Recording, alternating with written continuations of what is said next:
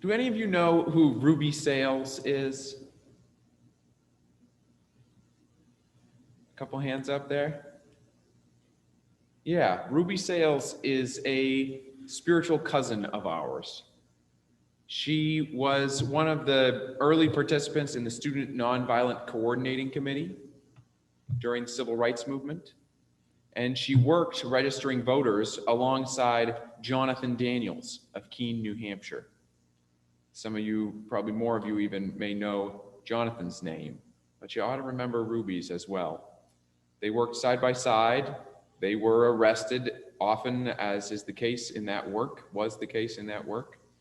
And one day, as some of you know, they were released from the jail cell. They were in that time unexpectedly, abruptly, and they went outside while they're waiting for a ride, and they went to a store to get something to drink. And as they opened up the door of the country store, the owner, Tom Coleman, came to the door with a shotgun.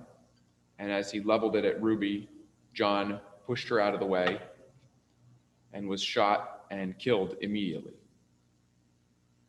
And another pastor, a Roman Catholic priest, as he fled, was also shot. Ruby Sales was 17 at the time, and she took up the courage to go to the trial of Tom Coleman and to testify. He was acquitted by an all-white jury within 2 hours. He said a year later on national television that he didn't regret a thing and would shoot both of them tomorrow.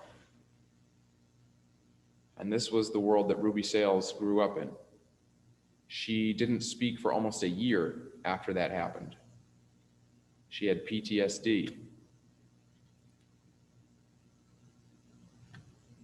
And then she found her way back to life. She ended up attending the same seminary where John Daniels had been attending. She earned in Cambridge, Massachusetts, her Master of Divinity at Episcopal Divinity School.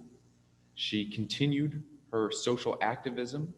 She went on to work around the South. She went on to work in Washington, D.C., and she continues in that work today, having founded something called Spirit House Project. And she works today to build up the skills and the courage of social activism and for justice work in others, and especially to help others stand up into the maturity of what God has called them to do from their spiritual gifts.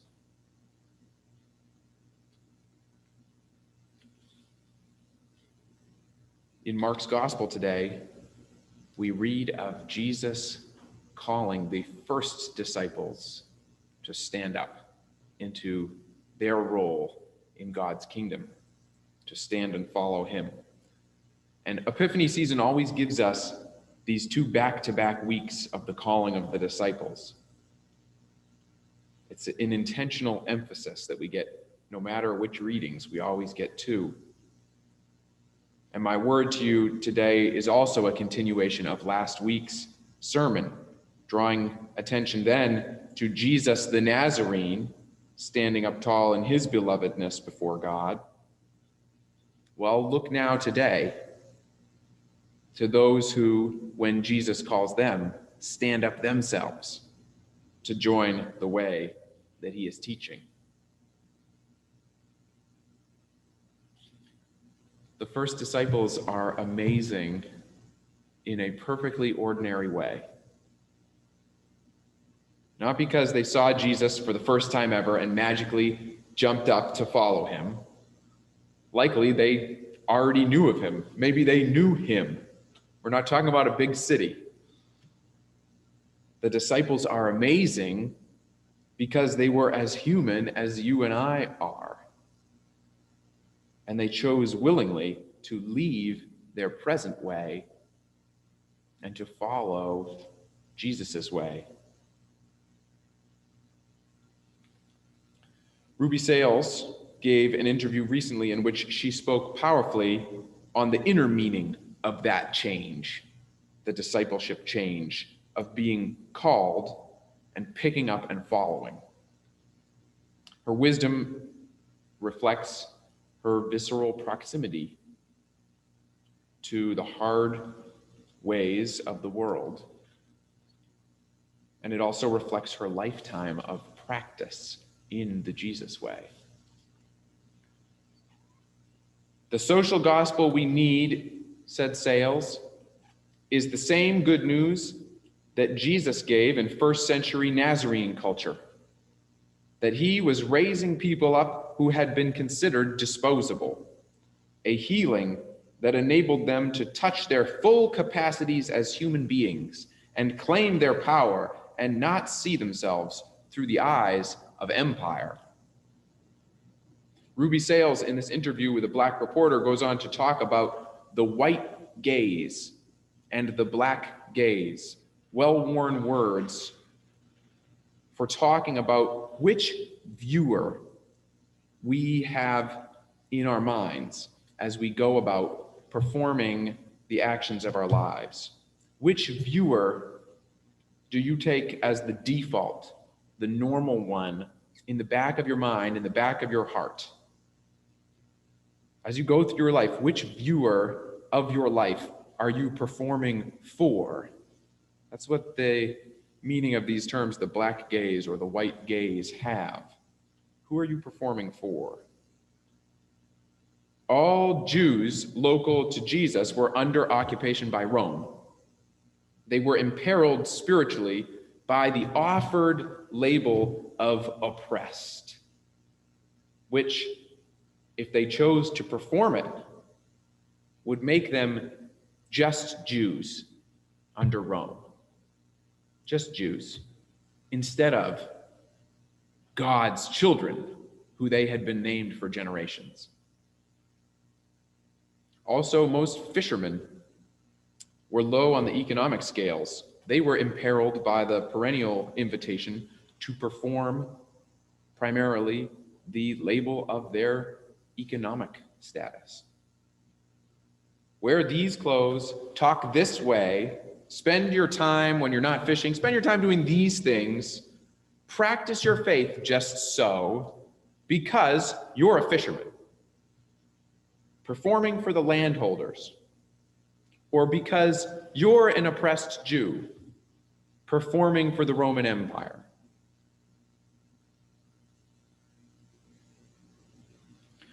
So Jesus first stood up himself as a Nazarene, accepting fully his belovedness before God and accepting God's child as his primary identity. And then this same standing up became the content of his invitation to Peter, to Andrew, to Mary. Come, follow me in God's gaze. Jesus asked the new disciples to step out beyond their earlier life, beyond the safety and expectedness of their kinship group, to help him instead to daily perform healing, to daily perform teaching. In the years ahead, he would call the disciples to go beyond Jerusalem's religious gaze. He would call them to go beyond the Roman gaze. We get to read and we get to watch as the disciples respond to all those invitations, struggle to let go of what they had, the way they had expected to be seen in the world.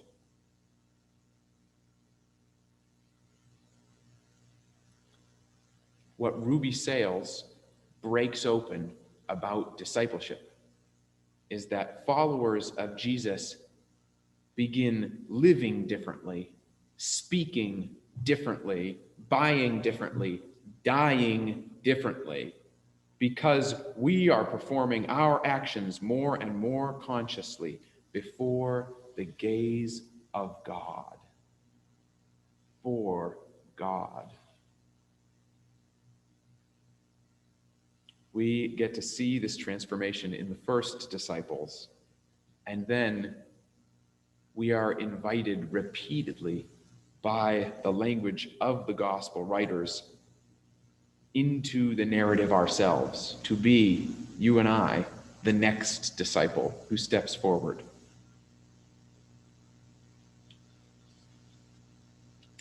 It is certainly worth sharing that Ruby Sales also pulls the curtain off of one more thing about worldly gazes, speaking about the so-called privilege of performing the powerful labels that are offered to us. She reveals, for example, that in a culture of whiteness, such as ours, there is no privilege for white folks as white. They may have more rights, but only maintain those rights by staying themselves within the white gaze, performing whiteness for the same invisible viewer as anyone else, instead of performing themselves before God. So who could call that perverted, isolating performance a privilege?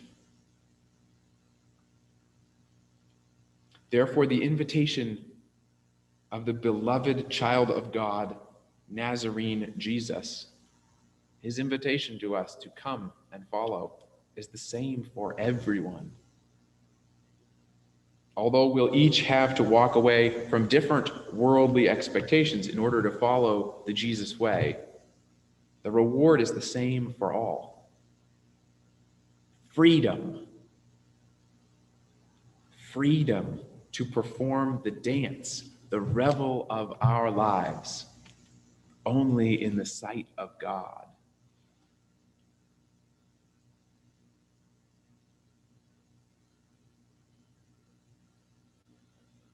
Danger, the danger of this is implicit in Sale's comments.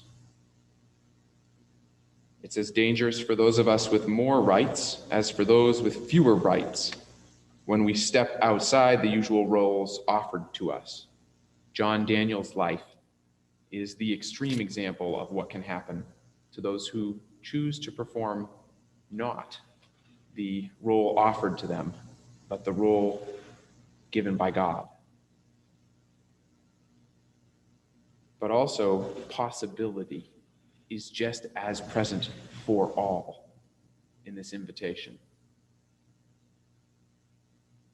The fishermen and the first women disciples stood up and said yes and came and followed, and they ended up passing on a way that has changed the entire world.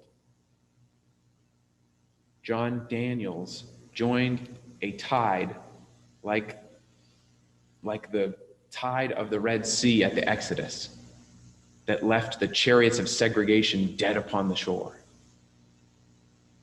that broke the back of the Pharaoh of segregation. Come, said Jesus. Come, say the gospel writers. Come, say John and Ruby. Talk and act before the Lord's loving eyes alone.